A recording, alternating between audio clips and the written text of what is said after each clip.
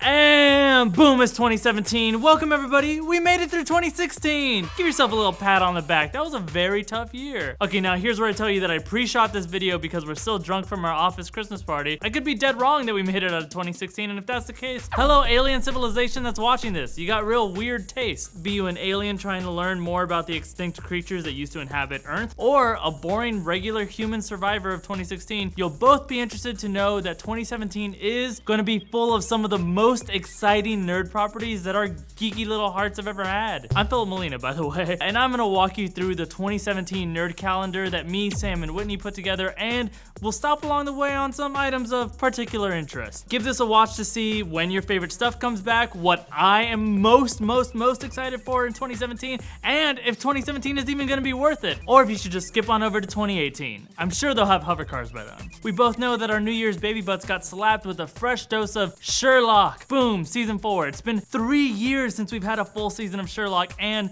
they'll be airing each episode weekly, starting with the first one, The Sixth Thatchers. Enjoy it while you can, because it's pretty shocking that old Cumberknuckle is still able to make these with his schedule getting downright awful. The other big story of January is that most of our superhero CW shows come back. Monday, January 23rd, sees the return of Supergirl, but here's something different. Tuesday the 24th isn't just gonna give us Barry manhandling the timeline again on Flash, we're also gonna get Legends of Tomorrow that day, 1 hour later at 9 p.m. We just found out at some point in January, you better nut up because Archer's gonna be coming up the rear. Phrasing. Now, aside from the Arrow premiere on the 1st, there isn't a ton to gush about in February, though I'm personally pretty pumped for the David Brent Netflix movie on February 10th. But on February 8th, we'll finally see what the first official connection to the X-Men movie universe on TV looks like when Legion premieres on FX. This is our X-Men TV show that we've been asking for. It has all the potential in the world. Marvel Television is involved and they do good work. Also, Aubrey Plaza's in it, and I'm not sure what to make of that, but it felt worth mentioning. Now in March, things start to take off. Right off the bat, March 3rd, shinked, we got Logan. And I'll be honest, I have not been a huge fan of the standalone Wolverine movies, but are you kidding me? Did you see that trailer? This is the one that can fix it all. Then hopping 2 weeks ahead, go ahead and call in sick now because you're gonna have a case of the Netflix binges. March 17th brings us Iron Fist. Finally, it feels like we've been talking about this show forever, and what's crazy, it's the first of at least 3 Marvel Netflix shows we're getting next year. Where my Rick and Morty fans at? If you're a big fan, you know that they said season 3 would happen by the end of 2016.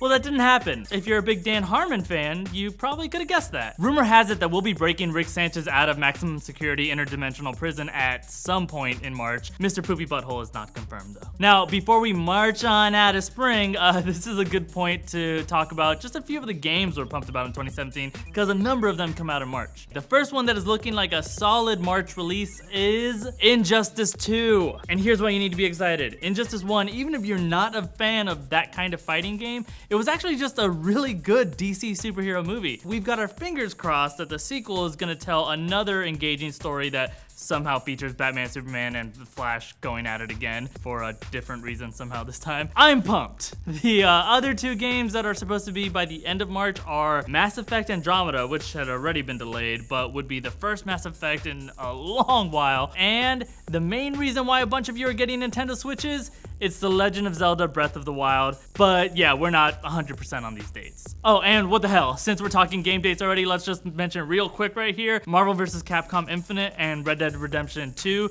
they're both supposed to come out at some point in 2017. Now, whip out the popcorn and junk food because we're at the summer movie season. In the words of studio tech Zach, it's gonna be May. And right away, May 5th may be the most anticipated sequel in the MCU in a very, very long time. In fact, the teaser trailer broke a number of records for how many views it got. Yeah, I'm talking about Guardians of the Galaxy 2. And watching that trailer again, I'm pissed because Lil Baby Groot is clearly just a way to get me to spend all my money on stupid Lil Baby Groot merchandise, and I'm too weak to stop it. The following month, on June 2nd, the movie that it feels like we've been waiting for like 100 years, maybe because it's set literally 100 years ago, it's Wonder Woman. Considering she was one of the best parts of Batman vs. Superman, we got high hopes for Diana and co. And I mean, she's one of the most powerful characters on DC's Earth, specifically as a warrior, and they're putting her in a war movie, so it's a real good formula.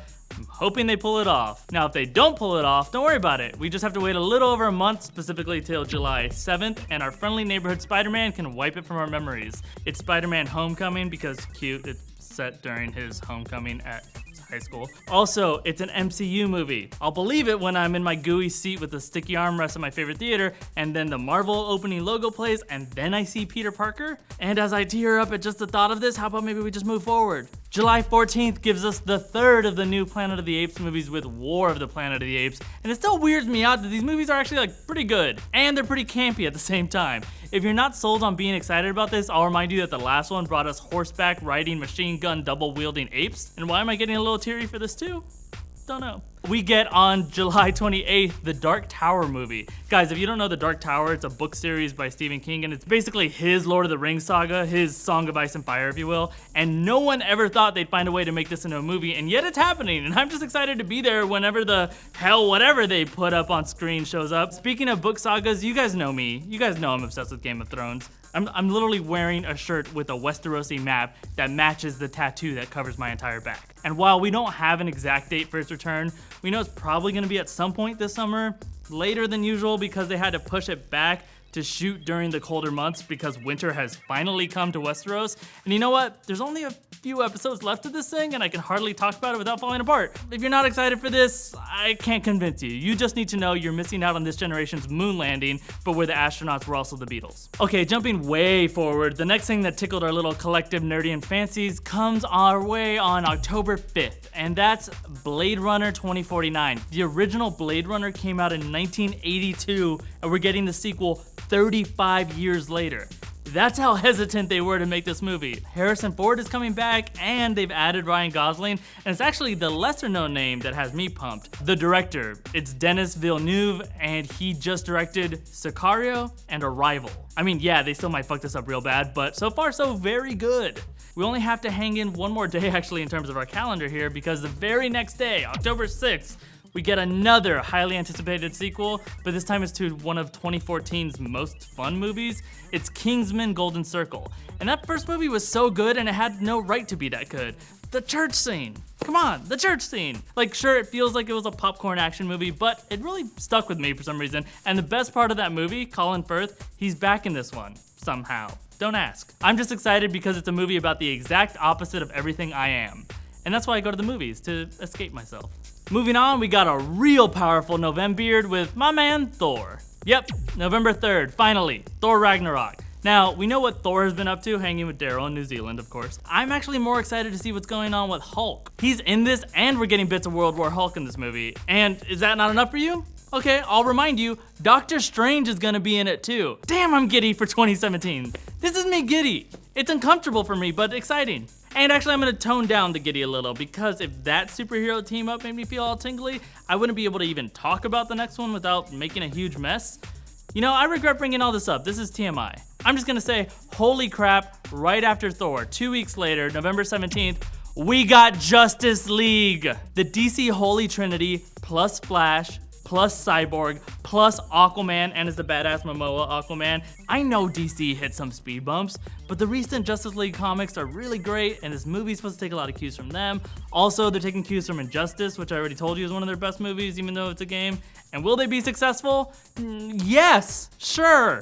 2017 positivity. And you'd think, by the way, this would be enough to end the year, but I will remind you, every year from now till the end of time, we're getting a Star Wars movie in December. I loved Episode 7, The Force Awakens. I also am not blind and know that it was A New Hope again. If you couldn't enjoy it because of that, I feel sorry for you, but also to each their own. Episode 8 is not trying to reintroduce the Star Wars universe and the feel of the original trilogy to a new audience. It's actually furthering the Star Wars main saga forward, not just the plot, but also in style and tone and all of that. And again, I actually liked Force Awakens better than Return of the Jedi, and that movie's a classic too. So if rumors are to be believed and Episode 8 is even better than Episode 7, J.J. Abrams has publicly admitted that he's super jealous of that movie, we're gonna be getting a Star Wars movie that can actually be compared to Empire Strikes Back.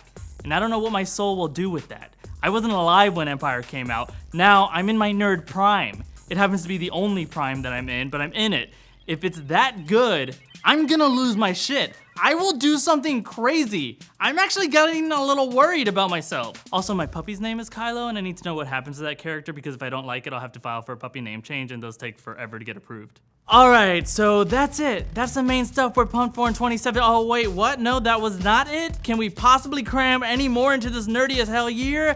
Well, just a few things that we don't actually have release dates for yet. First up, The Defenders. That team up of all our Netflix Marvel heroes, that's in 2017. We just don't know when. Also, in the probably 2017 but no date confirmed yet category, we've got Stranger Things Season 2. And you guys saw how much we gushed about this first go around. I burned myself 600 times trying to make a costume to look like that skin-covered flower man. For real this time, the show I'm the most pumped about seeing, The Punisher series, also on Netflix. Punisher was probably the best part of this last Daredevil season, and it's like they heard all our nerdy screams all at once because they so quickly said, hell yeah, we'll give him his own show. Let me know if there's anything I missed by tweeting at me at Fimo, or leave comments down below about maybe what you're the most pumped for in 2017. I'm excited for 2017, not just for this stuff, but all the cool stuff we have planned here on SourceFedNERD. I'll see you in the future.